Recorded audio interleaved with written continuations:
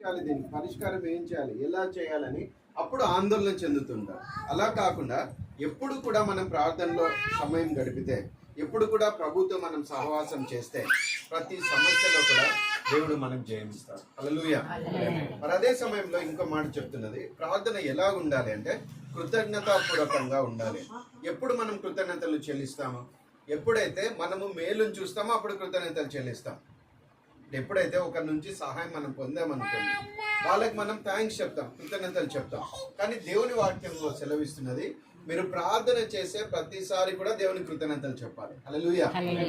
దేవుని వాక్యంలో ప్రత్యేకత ఏంటంటే కృతజ్ఞతలు చెల్లించడం అన్నది దేవుని దగ్గర నుంచి మనం ఆశీర్వాదము త్వరగా పొందడానికి ఒక సులభమైనటువంటి పద్ధతి. అంటే అది చీట్ చేయడం అన్నది కాదు. అది ఏంటనంటే ఆయన పట్ల మనం కలిగినటువంటి గ్రాటిట్యూడ్ని, ఏదైతే కృతజ్ఞత కలిగి ఉన్నామో దానికి ఆయనకి ఎక్స్ప్రెస్ చేయడం. యేసయ్య తన జీవితంలో ఇది బాగా చూపిస్తాడు. ఒకసారి చాలా మంది శిష్యులకు వచ్చినటువంటి వారికి అందరికి కూడా భోజనం పెట్టేటువంటి పరిస్థితి వస్తుంది. కానీ చాలా కొద్ది మాత్రమే అక్కడ అమౌంట్ ఉంటుంది. అంటే అవైలబుల్గా ఉన్నటువంటి ఫుడ్ అనేది కొద్దిగా ఉంటుంది. 5 రొట్టెలు 2 చేపలు మాత్రమే.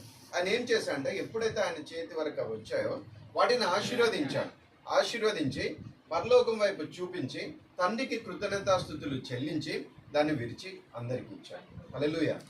అందరికి అది పంచే లోపల 5,000 మంది పైన అది వచ్చింది. ఏం జరిగింది అక్కడ అంటే ఆయన ప్రార్థన చేశాడు, అదే సమయంలో కృతజ్ఞతలు చెల్లించాడు.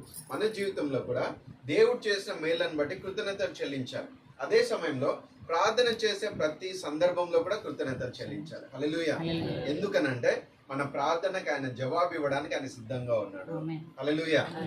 పరిస్థితి కష్టంగా ఉండొచ్చేమో కొన్నిసార్లు, దానికి పరిష్కారం ఎలాగో మనకు అర్థం కాకపోవచ్చు, ఎలాగా దీని నుంచి మనం బయటికి రావాలో మనకు తెలియకపోవచ్చు. కానీ మనకు తెలిసింది ఒకటి మనం చేయగలం. Thank you lord.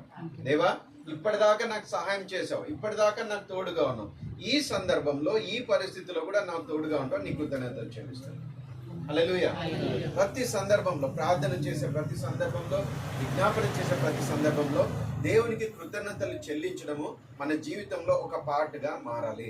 మన ప్రార్థన జీవితంలో ఒక పార్ట్గా మారాలి. మొట్టమొదటిగా ప్రభు చేసిన మేళ్లను బట్టి మనం సంతోషించాలి. రెండోదిగా ప్రార్థన మనం మర్చిపోకూడదు. ప్రార్థన చేసే సమయంలో కృతజ్ఞతలు కంటిన్యూస్గా మనం చెల్లిస్తుండాలి. ఇంకొక వాక్య భాగాన్ని నేను చూపిస్తాను. 1 తెస్సలోనికి రాసిన పత్రిక 5వ అధ్యాయం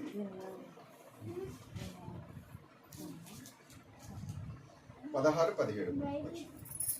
ప్రతి విషయం నందును 16-17 ఎల్లప్పుడూ సంతోషంగా ఉండు, ఎడతెగక ప్రార్థన చేయుడి, ప్రతి విషయం నందును కృతజ్ఞతాస్తుతులు చెల్లించుడి. ఇలాగు చేయుట యేసుక్రీస్తునందు ఈ విషయంలో ఆమేన్, దేవుని చిత్తము.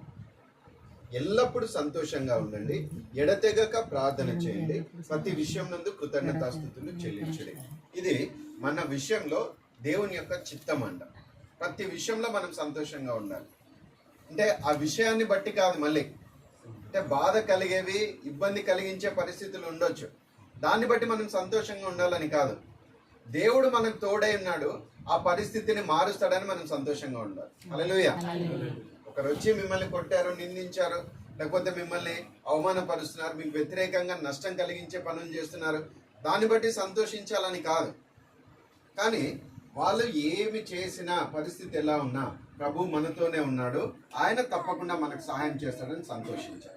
దాన్ని బట్టి మనం ప్రార్థన చేయాలి, దాన్ని బట్టి కృతజ్ఞతలు మనం చెల్లించాలి. హల్లెలూయా.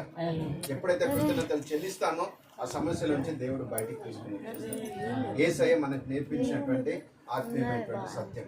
మరి ఈ చిన్న బిడ్డ రానున్నటువంటి దినాల్లో ఇంకా ఎదుగుతూ మరి ఇంకా అనేకమైనటువంటి కార్యములు, మరి కుటుంబం ద్వారా ఆమె పొందవలసినటువంటి ప్రతి దీవెన, ప్రతి మేలు, అదే సమయంలో ఆమె ఇంకా భవిష్యత్తులో మరి దేవుల్లో ఎదిగి మరి మంచి భవిష్యత్తును కలిగి ఉండి అనేకులకు దీవెనకరంగా మారడం దేవుని యొక్క ప్రణాళిక. ఒక చక్కని టైటిల్ వాళ్ళు ఈరోజు పోస్టర్లో పెట్టారు, శ్రేష్టమైన ప్రతి ఈవీయు అని. అదే ఆ పాప కూడా అదే పేరు పెట్టారు. అంటే దేవుడు అనుగ్రహించినటువంటి వాక్యంలోని వాగ్దానం, పరలోకమన్నటువంటి తండ్రి నుంచి ఆమె అనుగ్రహించబడింది.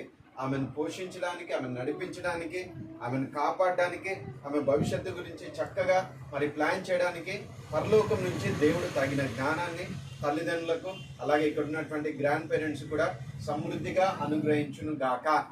ఆమేన్. తప్పకుండా ఆమెను బట్టి మనమందరం కూడా రానున్న దినాల్లో ఇంకా సంతోషించుదుం గాక. ఆమేన్. చిన్న ప్రార్థన చేసుకుందాం. Thank you father, thank you lord, thank you Jesus, thank you holy spirit god. తండ్రి నీకే స్తోత్రం చెల్లిస్తున్నాం, తండ్రి నీకే స్తోత్రం చెల్లిస్తున్నాం ప్రభువా. మరి ఈ సమయంలో తండ్రి మరి చిన్న బిడ్డ శ్రేష్టని బట్టి ప్రార్థిస్తున్నాం నా తండ్రి.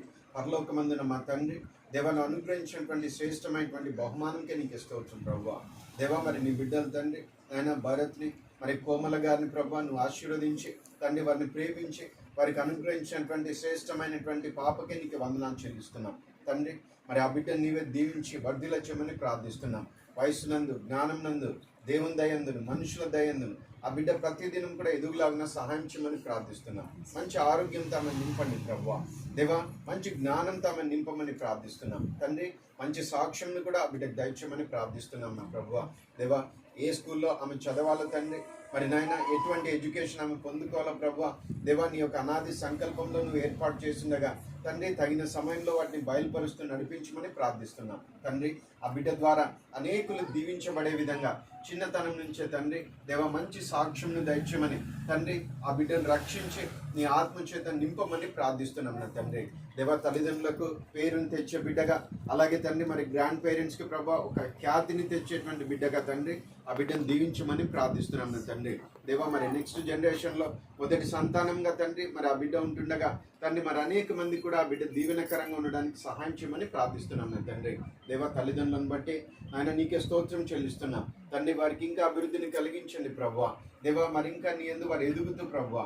దేవా తండ్రి వారికి కావాల్సిన ప్రతిదీ కూడా నీవే సమకూర్చమని తండ్రి మరి ఫైనాన్షియల్గా తండ్రి అలాగే తండ్రి మరి సెటిల్మెంట్ పరంగా అన్నిట్లో కూడా నీవే కృపను చూపించి వర్ధిల్ల చేయమని ప్రార్థిస్తున్నాం తండ్రి. మరి గ్రాండ్ పేరెంట్స్ని దీవించండి ప్రభువా. దేవా మరి వారికి కావాల్సినటువంటి ఆరోగ్యమును, బలమును ప్రభువా దేవా నువ్వే అనుగ్రహించమని ప్రార్థిస్తున్నాం నా తండ్రి. దేవా మరి వారినైనా ఇంకా తమ యొక్క జ్ఞానాన్ని దేవా తమ యొక్క అనుభవాలని తర్వాత తరాలకు పంచుతూ ప్రభువా వారి అభివృద్ధిలో వారు కూడా పాలిభాగస్తులుగా ఉండేందుకు నువ్వు చూపిన కృపకే నీకు స్తోత్రం చెల్లిస్తున్నాం నా తండ్రి. దేవా మరి అంకుల్ వాళ్ళ తల్లి గారిని బట్టి కూడా ప్రార్థిస్తున్నాం నా తండ్రి. దేవా మరి ఇంకొక తరాన్ని చూసేటువంటి ధన్యతను ఆమెకు అనుగ్రహించుండగా నీకే స్తోత్రం చెల్లిస్తున్నాం తండ్రి. మరి పిల్లల పిల్లల పిల్లల తరంను చూసేటువంటి కృపను ప్రభువా దేవా మరి తల్లిగారికి అనుగ్రహించుండగా నీకు స్తోత్రం చెల్లిస్తున్నాం తండ్రి. ఆమెను కూడా ఆశీర్వదించండి ప్రభువా. మంచి ఆరోగ్యంతో నింపండి తండ్రి. మరి నొప్పులను, మోకాల నొప్పులను అన్నింటిని కూడా తొలగించమని ప్రార్థిస్తున్నాం నా తండ్రి. దేవా మరి కుటుంబంలో చేరినటువంటి ఆయన ప్రతి ఒక్కరిని బట్టి నీకే స్తోత్రం చెల్లిస్తున్నాం తండ్రి. బంధుమిత్రులను, రక్త సంబంధికులను దీవించమని ప్రార్థిస్తున్నాం. అలాగే తండ్రి మరి బాబీని మైకేల్ ప్రణీత్ని ప్రత్యేకంగా ఆశీర్వదించమని ఆయన సెటిల్మెంట్ విషయంలో కూడా నీవే సహాయం చేయమని ప్రార్థిస్తున్నాం నా తండ్రి. దేవా మరి సహోదరి కోమల యొక్క పేరెంట్స్ని బట్టి అలాగే నాయన వారి యొక్క సిబ్లింగ్స్ని బట్టి నీకు వందనాలు చెల్లిస్తున్నాం నా తండ్రి. దేవా వారందరినీ కూడా వర్ధిల్లచ్చమని ప్రార్థిస్తున్నాం నా తండ్రి. నీవే కాపరిగా ఉంటూ ప్రభువా దేవా ప్రతిదీ కూడా నీవే చూసుకుంటూ తండ్రి వారికి సమృద్ధిని దయచేయమని ప్రార్థిస్తున్నాం తండ్రి. మరొకసారి మమ్మల్ని అందరినీ కూడా నీ బలమైన హస్తాలకు అప్పగిస్తూ తండ్రి ఆఫ్టర్నూన్ జరిగేటువంటి ఫంక్షన్ని ఘనంగా జరిగించమని, నీ నామానికి మహిమార్థంగా జరిగించమని ప్రార్థిస్తూ యేసు రక్తాన్ని ప్రోక్షిస్తూ యేసుక్రీస్తు శక్తిగల నామమున ప్రార్థించి అడిగి వేడుకుని పొంది ఉన్నాం మా తండ్రి. ఆమేన్. ఆమేన్. ప్రైజ్ లార్డ్ అమ్మా.